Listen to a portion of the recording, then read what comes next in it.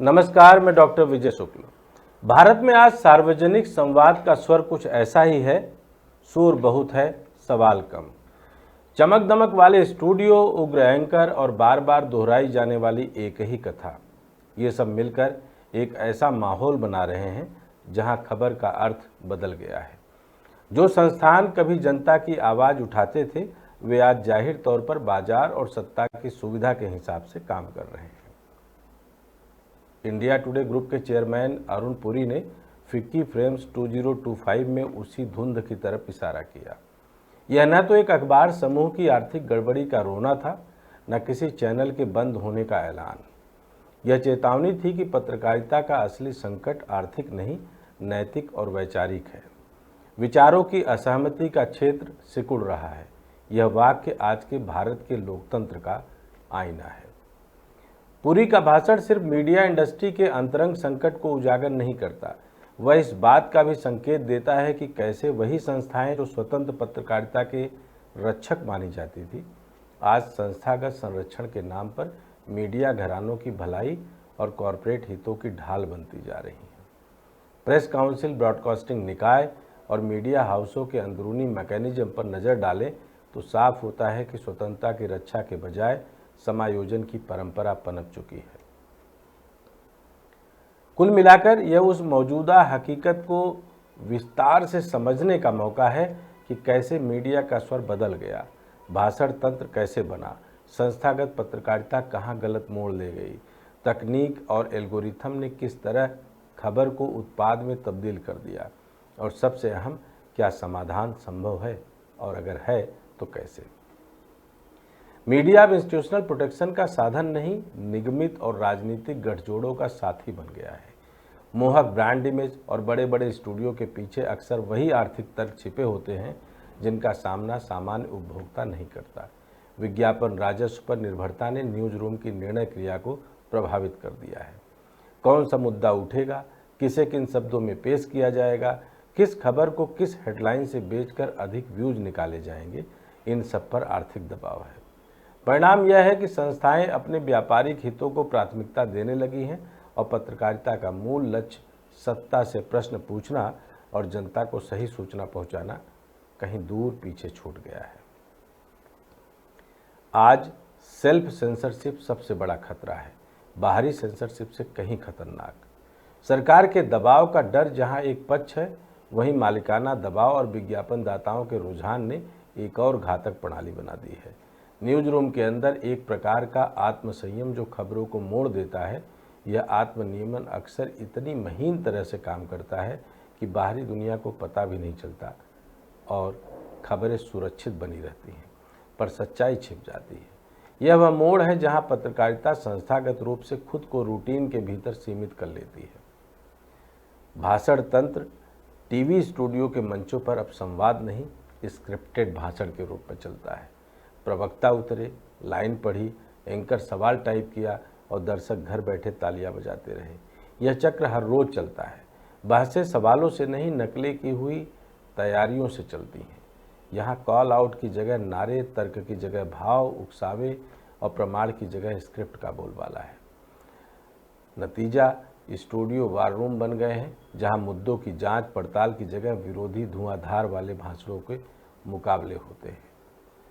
पत्रकारिता का पारंपरिक मॉडल मानो टूट रहा है। सिंडिकेटेड जर्नलिज्म और एल्गोरिदम जनित खबरों का युग आया है। डिजिटल पहचान और शॉर्ट फॉर्म कंटेंट की मांग ने खबर को कस्टमाइज्ड, शॉर्ट लाइफ और ट्रेंड सेंट्रिक कर दिया है। एआई और डेटा एनालिटिक्स ने तय कर दिया है कि कौन सी कहानी वायरल होगी और कौन सी नहीं। अब खबरें पाठक की झलक और व्यस्तता के अनुरूप बनाई जाती हैं, गहराई और संदर्भ को काट छांट कर।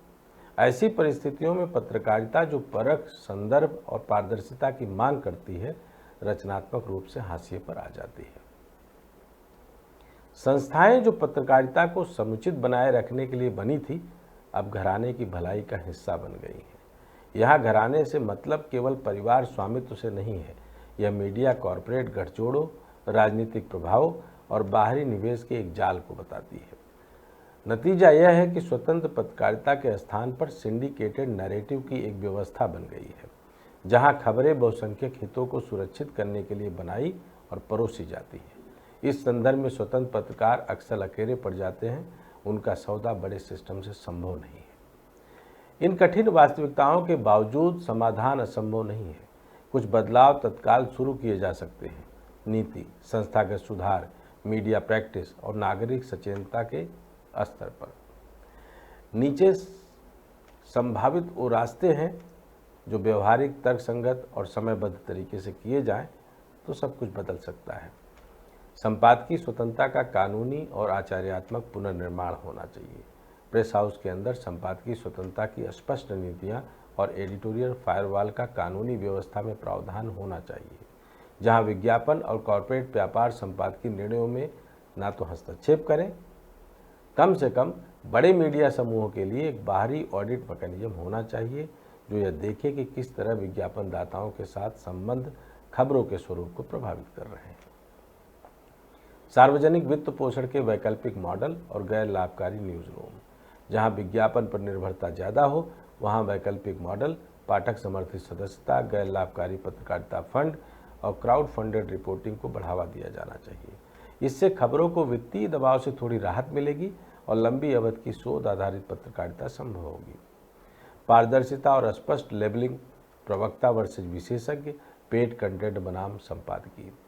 चैनलों और डिजिटल प्लेटफॉर्मों पर हर राजनीतिक वक्ता के साथ स्पष्ट टैग कि कौन सी पार्टी के हैं, कंसल्टेंट हैं या पीआर एजेंट हैं, बिल्कुल अनिवार्य होना चाहिए। स्पॉन्सर्ड कंटेंट और एडवर्टोरियल्स को स्पष्ट रूप से चिन्हित किए बिना प्रकाशित प्रसारित नहीं किया जाना चाहिए। यही पारदर्शिता दर्शक को निर्णायक बनाती है। रियल टाइम फैक्ट चेकिंग और लाइव करेक्शंस का प्रावधान हो। जो दावे लाइव बहसों में किए जाते हैं उनका स्क्रीन टैग के साथ त्वरित सत्यापन होना चाहिए। उदाहरण के लिए, दावा जांच में है, दावा गलत पाया गया और गलती होने पर त्वरित सुधार और मुआवजा प्रक्रियाएं हों। इससे मतदाता सूचना की गुणवत्ता बढ़ेगी और झूठ पर जागरूकता आएगी। पत्रकारिता शिक्षा और ट्रेनिंग, प्रवक्ता इंटरेक्शन को नैतिक स्तर पर प्रशिक्षित करना। राजनीतिक दलों और पार्टियों को अपने प्रवक्ताओं के लिए ऐसे प्रशिक्षण कार्यक्रम देना चाहिए जिनमें तथ्य आधारित संवाद, सार्वजनिक जवाबदेही और मीडिया इंटरेक्शन की नैतिक सीमाएं शामिल हों। मीडिया संगठनों को भी एंकरों के लिए सतत प्रशिक्षण अनिवार्य करना चाहिए ताकि वे शोर में छिपे संदर्भों को तेजी से पहचान कर सवाल कर सकें। प्लेटफॉर्म नीति और डिजिटल डिजाइन में सुधार। सोशल मीडिया और वीडियो प्लेटफॉर्म्स को वायरल राजनीतिक क्लिप के साथ पूरा संदर्भ, पूरा भाषण और तारीख दिखाने के नियम लागू करने चाहिए। एल्गोरिथम प्राथमिकता में सिर्फ एंगेजमेंट ना हो, विविधता और संदर्भित सामग्री को प्रमोट किया जाए ताकि इको चैम्बर्स टूटे। नागरिक सामाजिक पहल, मीडिया साक्षरता और दर्शक जागरूकता। नागरिकों को साधारण तरीके सिखाए जाएं, स्रोत जांचने के तरीके, संदर्भ की गरिमा और ट्रेंडिंग क्लिप के पूरे संदर्भ की तलाश। जब दर्शक सवाल पूछना शुरू करेगा तब प्रवक्ता झूठ कहने में हिचकेंगे। स्वतंत्र मीडिया फंड्स और पत्रकार सुरक्षा का भी ध्यान हो।